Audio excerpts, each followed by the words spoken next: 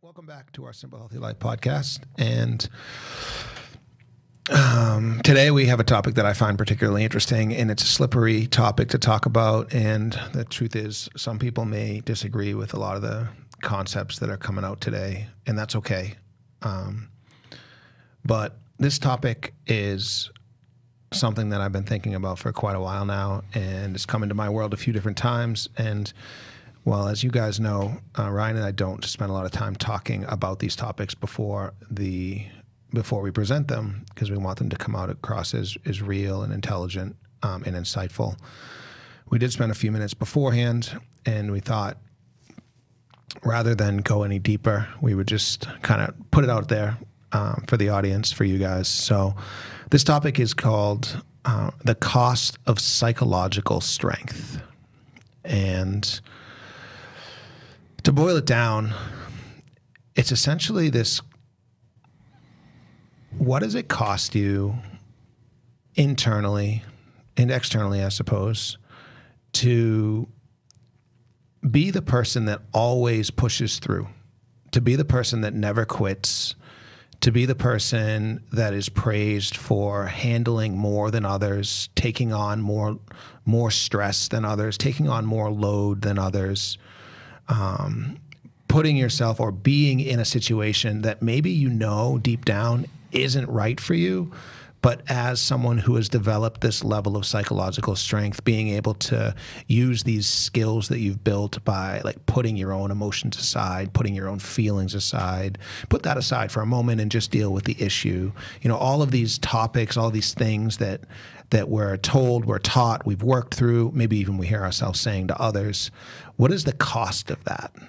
And because there is a cost. And for all of us that are in this scenario, sometimes we know deep down that there's a cost. So I kind of want to talk to you a little bit about what you think about it. I do want to address this concept of we're both men, and we were both brought up in many of the same way where it comes to, like, you know, physically don't quit. And how does that translate to relationships, jobs, things that don't serve you? So that's the topic. I'll just blankly put it out there for you. No trick questions this time. Yeah. So give me your thoughts on that. Yeah. Remember that time when you asked me, like, what are you afraid of? No, you did that too. That was tough. But you said, like, how do you feel about fall or something like something so benign? And before that, you said, all right, let's just go. And I got a question for you. Didn't give me any context. I'm expecting, like, how do you feel about, nutrition? How do you feel about, like, meditation? And it's like, what do you feel about the season of fall? Like, I don't know. All right, no trick questions today. Yeah. There's some good examples here, right? Is that, you stick in the job that you dislike because it provides health insurance and good pay, and, every day feels pretty meaningless and drab, and, it certainly feels more obligatory than anything. You wouldn't necessarily choose that. Or the relationship that fits that same kind of realm, right? Where you're showing up because you feel that you have to, you feel that you have responsibility to a person, and you don't necessarily know if that's what you would choose in most moments, say. And the real curse here of psychological strength, your ability to handle a significant cognitive load, is that the answer is always to endure, right? And there is a subset of the population who really has great resilience. And I don't know if I think that's one part skill. I do think it's one part genetic in some way, right? I do think that there's, like, some natural aptitude to handle, like, an increased cognitive load or increased, like, stress. I think that's pretty clear. Certainly trainable, right? There's a great book on this called, like, Grit, essentially. So check that out if you haven't. But nonetheless, yeah, what happens when your default answer is just endure, right? Just sacrifice, just self-sacrifice. And if that's always the answer, then that can be problematic. Although I would say that I don't think the solution to this is really easy. I think that it's quite complicated, in fact, because especially coming from the men perspective, I think to own something and to be very responsible, I think that is like almost an innate purpose for us, right? But where does it cross the line, right? Yeah, this is the question. Or where does it cross the line? And I don't think we're going to give answers here today because, in fact, I don't have them. You know, I can tell you that from my own personal experience, I've been in the job that didn't serve me, you know, for a long time. I've been with friends for a long time that where that relationship didn't serve me anymore. But I always felt like, you know what, I'll put myself second here because of X, Y, or Z, right? Money, career, upward mobility, environment, whatever. And I think I'm becoming more and more aware that everything seems to be a spectrum, right? So let's just give an example, right? We'll start off. You start the new job. Everybody's excited about it. We kind of did this, what was it? The hedonic treadmill, right? You get the new job, you're excited, everything's good. Okay, great. Now, over time, you're like, oh, you kind of come back to your baseline. You're like, all right, I work for a living and I get weekends off and I get vacation and okay, it's a nice job. Great, keep moving. Now, it starts to not serve you for whatever reason, right? It becomes too stressful. The work environment changed. Your boss changed. That's a big one. I was talking to a retired teacher who retired, and she went through this process. She loved teaching, was amazing, then didn't like it so much. Then it really got hard on her. And then it started to take this psychological toll on her where she was letting it bleed into her home life and her family life and dreading going to work and dreading working with the student population. And eventually she made the decision through almost a nervous breakdown that she had to quit. She had to stop. And we all have something like this in our life, okay? But through this timeline that starts with, I can't believe it, I got a new job, I'm super excited, to the end where she had to quit, there's this time in there where you're costing yourself your own peace, right? You're maybe even, and this is the part that I want people to understand, maybe not even outwardly. I bet that there's people in your life right now that are going through these types of things that outwardly you would never know. Yeah, I actually, someone reached out to me the other day. I would say like a friend, certainly not someone who we've connected deeply before, but this friend reached out to me. Man, the stuff that he's going through is probably the hardest stuff I've ever heard. It's like one thing after the other, and all are like the worst case scenarios for every area of your life, right? Wow. And I'm like, oh my God, like there is no solution here. The only thing that you can do is just listen and be there, right? And yeah, and then yet still appearing in public just fine, right? And I'm like, I'm watching this person be interacted with other people. You know, I'm kind of in the know, and I'm watching, you know, other people interact with this person, and I'm just like, man, you would not say the things that you're saying to him right now if you knew what was going on. You would not be building this kind of pressure. You would not be like taking little jabs. You would be a completely different person around him had you known, right? And that just goes to show that we're not very in touch with what people are going through. No, not at all. Mm-hmm. But this is the line that keeps coming up, what you're praised for in public, you pay for in private, right? He's stoic. I don't even know the situation. I don't know the person, but from what you're saying, very he's stoic. He's laughing. He's present. He's helping, you know, be part of whatever they're doing, and he's there. But I'd be willing to bet you that as soon as he steps away, closes his eyes, or even just steps away for a moment, his brain goes to whatever is going on. Mm-hmm. And that's the sign of it. Is it the sign of a psychologically strong person? So for me, the fact that you started with this person reached out to you, I think that's the sign. This is where I think society has missed the boat, and I think that I have missed the boat, and so many people have missed the boat. Like, you're so psychologically strong that you're willing to endure, you're willing to put yourself second, you're willing to go through all the hardship and pain. You convince yourself it's just because I need to work harder. You convince yourself of all of these things.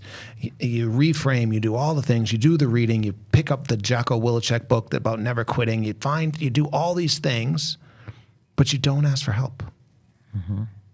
You don't say, am I strong enough to ask? Am I strong enough to find someone that will listen? And like, I mean, just say the word therapist to somebody, mm-hmm. and all of a sudden they're like, oh, wait a minute, hold on, like I wasn't going there. It's like, like that's like what society has told us. Like, no, like therapist? No, I'd rather just deal with it. Yeah, you want to hear one of the most common phrases for people who are severely mentally ill say? They say to me, oh, I'm not doing that. I'm not sick enough. I'm like, you're top 10 sick person I know, right? Like, what more does it take, right? People on their like literal deathbeds, I'm not sick enough, right? And so that's the same idea though, right? And granted, many of them, the way in which they live their life, is like very chaotic and just kind of like a disaster. Yet it just goes to show that even in our minds, we have this idea that we have to be strong and endure, and like we don't deserve support, or that is lowly. It's a lowly pursuit to ask for help or something like that. But I would argue it's the exact opposite. Your ability to be open about your struggle, your ability to ask for help, your ability to be humble, to humble yourself. That's the strongest of all. That's the strongest trait of them all, right? Yeah, but society doesn't reward that. The thing is, though, who gets rewarded? The person that did it. The person that did it gets rewarded, because that is the answer. That is the path. That allows you this opportunity. And now, I'm certainly not here to tell you where the line is, right? Because it almost is like there isn't a line, right? It's like this like chunked gray area that is like anywhere in there seems like a pretty good spot to raise your hand. Like you start not sleeping at night. You start stress eating. You start not being your best self and knowing it. You start crying in the shower. You start not showing up for outside events because you feel depression, right? Like those are some pretty good lines, but they're not the same. They're not the same line, but they're caused by the same underlying issue. Something in your life isn't serving you, something you're not dealing with, something you are just trying to be psychologically strong about. So individually, you got to figure out where's your line. Or how far do I want to push it? And this is the weird concept where it's like, in so many ways, there is a line. Like, you're strong enough physically, I can lift that weight line. I can or I can't. At work or your bank account, money, no money. Most things in your life have a kind of a black and white, can, can't. But this comes down to how much do you choose to endure, right? And that choice of yours, it really can't affect, it can't, as much as I'm going to say this, and I know I'm struggling to live up to it, you can't let other people have that power. You can't let them be part of your choice, right? Like, I'll give you an example. You're talking to your friend, they started a new job. You're like, how's your new job? Oh, I didn't like my boss, I quit. Oh man, it was only a week. Yeah, I didn't like it, right? I'm immediately going like, wow, they didn't put any effort in, they didn't even try. But you know what? I don't know. Maybe that's could be the right decision for them. That could be the right decision for me, actually. What happens if that person endured through that boss for a year? And after 6 months, they're not sleeping, they're crying in the shower, they're doing all these things. Maybe they were maybe it wasn't a sign of weakness. Maybe it was just knowing your boundaries. And this concept of boundaries, let's talk about it a little bit, right? Because what is happening when you're in this spot where you are, and we'll just use crying in the shower, right? When you are not sleeping, when you are feeling the stress, you are stress eating, what's really happening is you are eating away at your own boundaries all the time. A little bit here, a little bit there. It's okay that they said that to me. I can deal with it. It's okay that that didn't go my way. I can deal with it. It's okay I got passed over for the promotion again for the 4th time. I can deal with it. What are you really doing? You're pulling down your own boundary. And what is that really doing? We talked about this when we talked about our episode on virtue. You're losing yourself a little bit. Is that strong? No. And, we're talking about these things, but I can't help but to go back to basics and just recognize that most people don't know. They don't know any of these things. What is a boundary? I don't know. I've never even thought about it. What bothers me? I don't know. You think you know, but you don't. And most of the people I talk with, seriously, I talk to so a wide range of people, like from different struggles, different pathways. It's such a blessing. I get so much insight on that, like deep, kind of open conversations. And most people are avoidant to everything, right? And it's so easy to be avoidant. In fact, avoidance is the default. Right?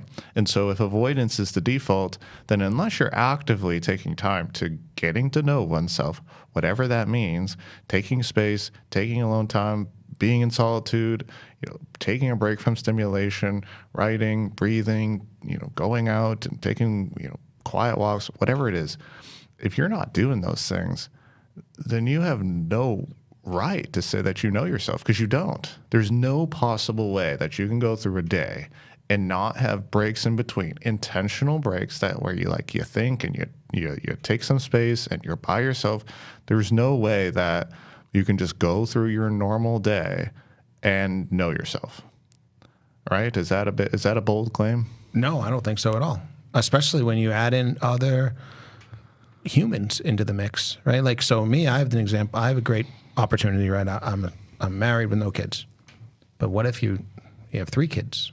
And you wake up in the morning, the very first thing you have to do is do all the things for them to make sure that they're healthy and happy and live and get all the things. Then you go directly to work, you do all the things, you get do boss and the things and the stuff. You come home, do all the things, boom, put the kid to bed, all 3 kids go to bed. Now you have your husband or wife there, boom, talk, catch up on the day, sleep. What you know is that you made it through the day. It's likely that through that day there were some things that didn't serve you. But you avoided that because you can just fill it with social media if you have 5 minutes, or every example. I mean, how many times have we talked about where people have all the kids and they have all the things, and then they finish having the kids and the kids are now grown, and then they look at themselves and they go, who am I?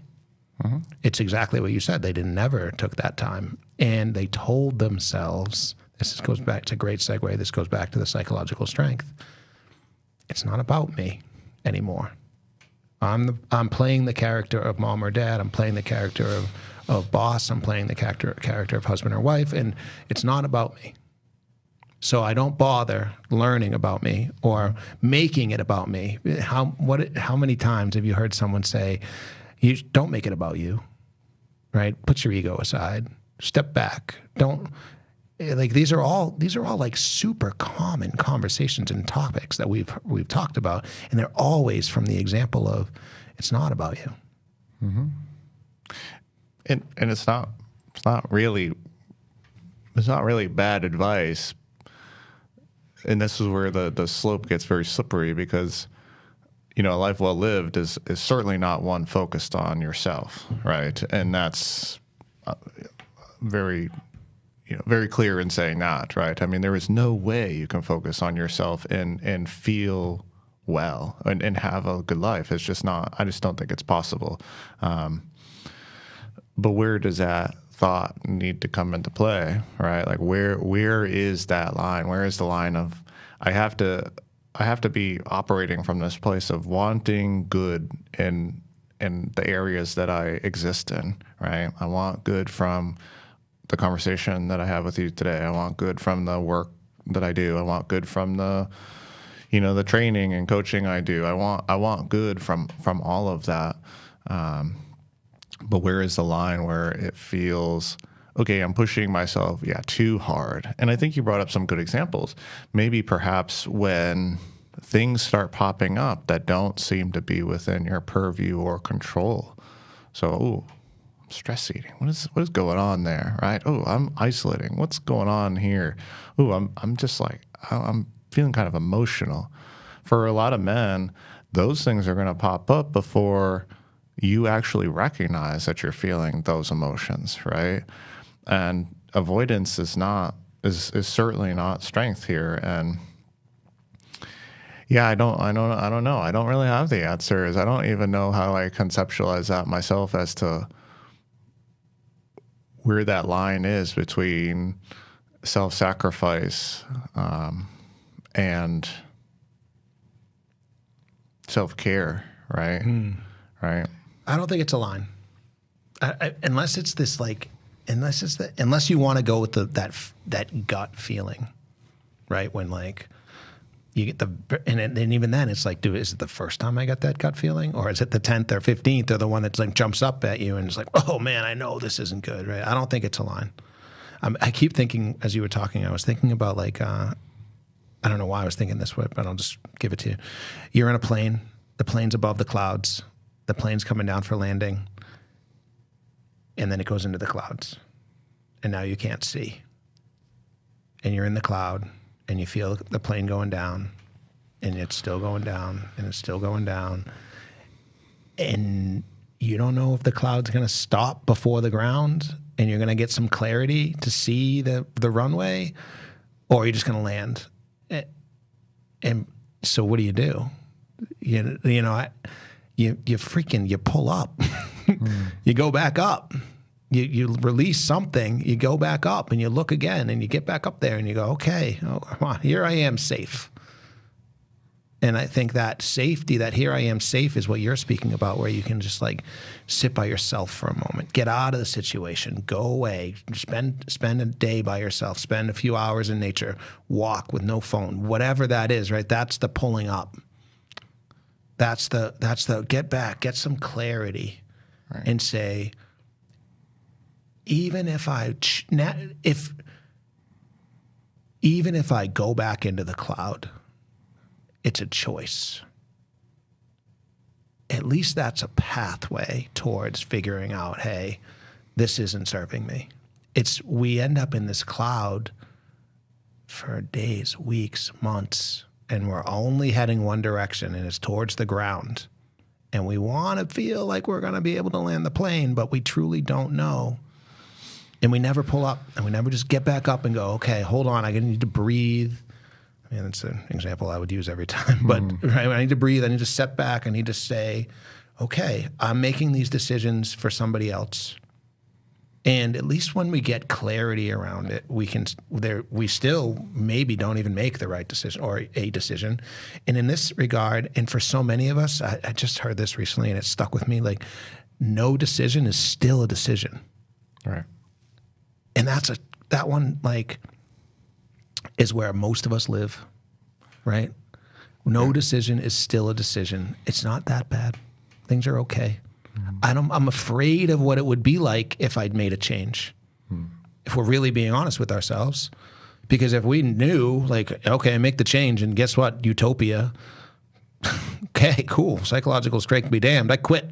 Right. But no, it's like, I'm afraid of what it would be. Like, how many people tough out the job, finally make the decision to go find a new job, do the whole interview process, get the job, and then they're like, oh, thank God. I hated that last job. I didn't want to do it at all. But I got a new job, so we're over, right? At some point through the process, they did the pull up, though. They pulled up and they went, whoa, this isn't serving me. I definitely need to change directions. So I'll kind of work in tandem and be tough and do both things at once until eventually I can make that decision. It doesn't always work that way with relationships, or sometimes it does, and people don't like that. That's no good. But ultimately, that's it. Yeah. Yeah. Yeah. It's so complicated. And that's why you need to be open and talk with people and get different perspectives and gain awareness, really, truly gain awareness to what it is that you're experiencing. Cause you're right. You need to be able to have that kind of like helicopter view and like, what is actually happening here? Right. And I do think it's a good compass to view it from where's good being done, right? And if there's good being done in your career and that's meaningful work and it's hard but yet meaningful, then okay, grow stronger, gain competence so that you can handle it, right? Because that's another thing. You could be just like in a job that is like in theory meaningful and you kind of like the work or the mission or whatever it is, yet you're just inadequate, really, truly. You're just inadequate, and your own fears of whatever or your own stressors are just, are like an embargo to your own growth. So you're worrying so much about like feeling stress and being stressed and being anxious and looking for new jobs when you could spend that time reading, learning, growing, asking for someone. For God forbid you ask your boss for some assistance, for some assistance on like where do I go next? I'm really challenged. Maybe you're just overloaded, right? And so that's an entirely reasonable scenario. There's also a scenario where the work is completely meaningless. Your Excel data sheet kind of, that kind of stereotype. And it could be a lot of work. It could just be a lot to handle, and that can be overwhelming and overbearing. But if it's meaningless, so now you're self-sacrificing for something that like doesn't really provide any good. Right. And that's not it. So that's a great example, right? Where is the good being done in your life for you? And I think that's really a good way to look at it. Have you heard of the Peter Principle? We talked about the Peter Principle. Maybe. It's an interesting concept. It's essentially, it's career driven. It's like you're good at your job, you get promoted. You're good at that job, you get promoted. You're good at the next job, you get promoted. You're good at the fourth job, you get promoted. And now here you are at the fifth job. And guess what? You're kind of topped out. You're not that good at it. But you don't go back. You don't go down. You don't say, I'm not really good at this. Can I step back? So you end up living in this weird spot where you're like kind of not that good. And the people around you are like, kind of not that good. So you have two choices. Figure out a way to grow or live in this spot where you're kind of not that good. And to your point, if the work is good and it's being done and you're good, feeling like, oh, you know what? I love the company. I grew up through the company. I made it all the way there. And now I want to get better. Then yeah, be psychologically strong and find ways to get better. But if you're in the other side where the work is not that good and you're in this spot and you're not that good and you're really not enjoying it and you're looking forward to Friday afternoon so you can have 5 beers so you can just get it away, and Sunday night you have the Sunday horrors, what are you doing? Yeah. You're included into the equation of good, right? So, relationships is a very easy example. If there's good happening, well, that would mean you and your partner are feeling good. Like you're both growing, you're both learning, you're both having good experiences, right? And so, awesome. But it's really not a fair equation if you're saying, well, it's just my partner feeling good and I'm going to self-sacrifice for them, right? Ideally, both partners or however many are sacrificing to create good. And again, you're part of that equation. Same thing with work. Are you like always self-sacrificing, right? I'm staying late. I'm doing hard work. I'm stressed out. I'm this, I'm that, And maybe there's good things happening, but are you factoring yourself into that, right? And I think that's maybe the best holistic look, right? You can't remove yourself from those equations, but you also can't be the sole, like you can't be also the only variable, such as the friend who, I didn't really like this job. I popped out 30 minutes early, and then I popped out an hour early and 2 hours early, and then someone said something, and that's just too much for me. It's like, no, you're the only variable in the equation here. You know, you got a team to take care of, you got responsibilities to maintain. Same thing with a relationship. Well, you know, they don't let me do this and that, and this and that, and then they yelled at me for not taking out the trash, blah, blah, blah, blah, blah. It's like, okay, but what about them, right? Like, you're putting it all on them, and you're just focused on yourself, right? Like, that's what it means to be self-centered. And so we can't be self-centered, and we can't be completely selfless. So we have to like have the equation, and you know, what is good for everyone, all the variables combined here. Yeah. And that's the scariest part, because sometimes you come to the conclusion that it's not good for you. And ultimately, if the answer is if it's not good for you, then it's not going to be good for the others, because you're going to start doing things like you said, ducking out of work, not showing up as your best self, not enjoying the time that you spend with the other person, and then they know something's wrong. They've spent enough time with you too to know something's not right, and then they don't have a good time, and then they're saying, well, maybe I need to be stronger, maybe I need to tough it out, when ultimately it's not going to happen that way, because you know there's something wrong.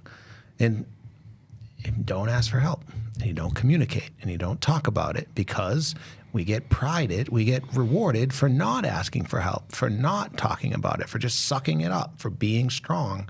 It'll pass. This too shall pass.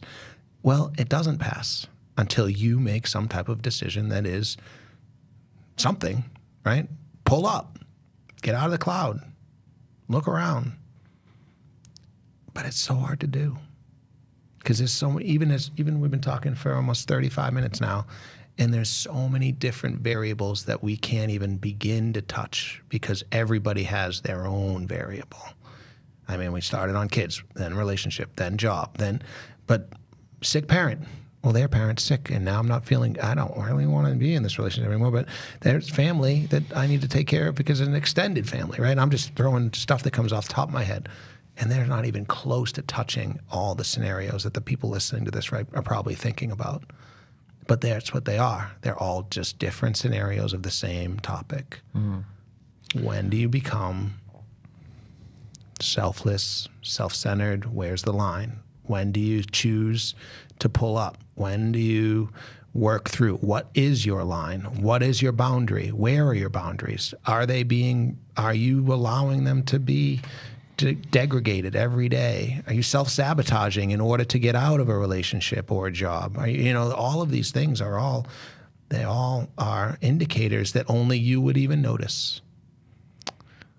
Right. And that's why it's so important to tell the truth.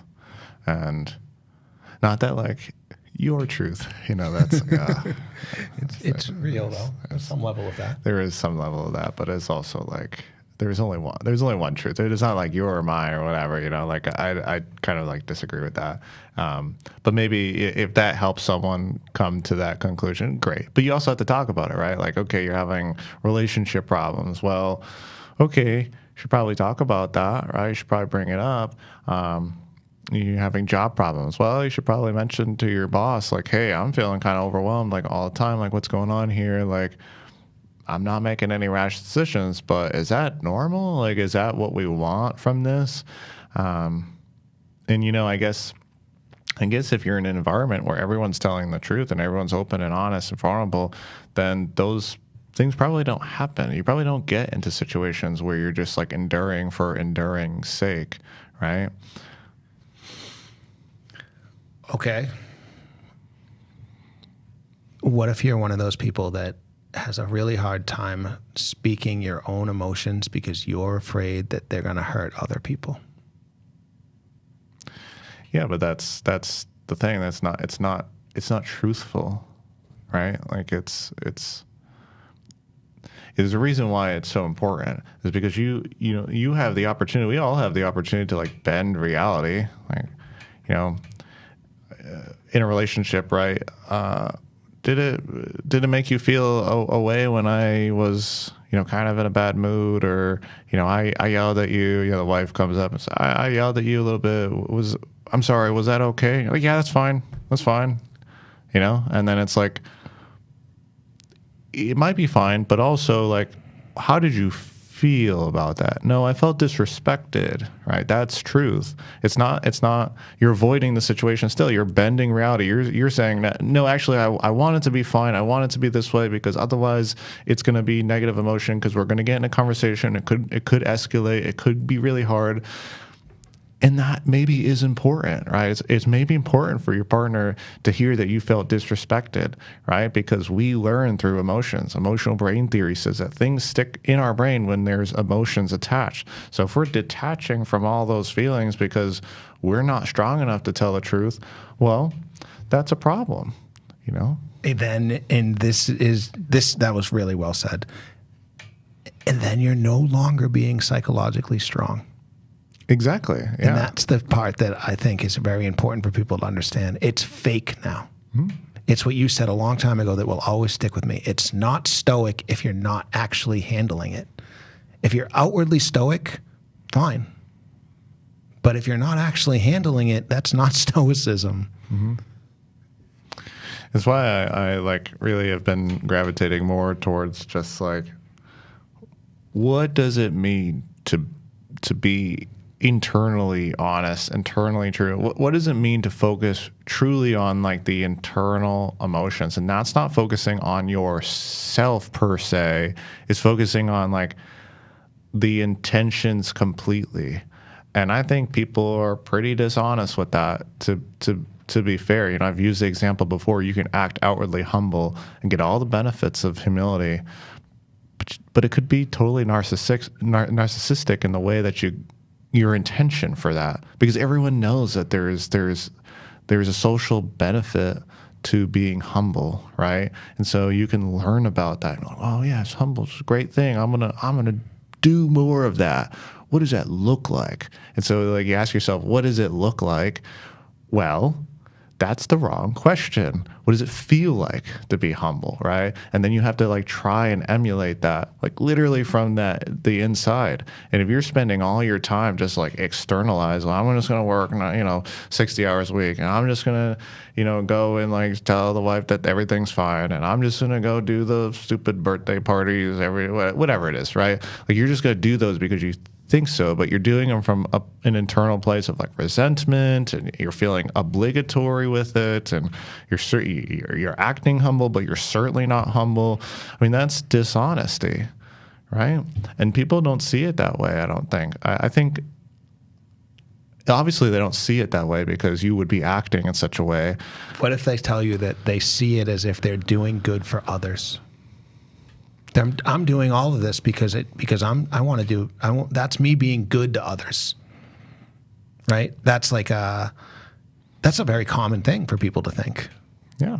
Like, I wouldn't want to tell them I don't want to go to the birthday party. I wouldn't want to tell them that it upset me. It's just better this way. The harsh truth is probably that more people are bitter and resentful than they're willing to admit. Yeah. And that's there's going to be plenty of people who are like, oh, no, that's not true for me. Yeah. Check it.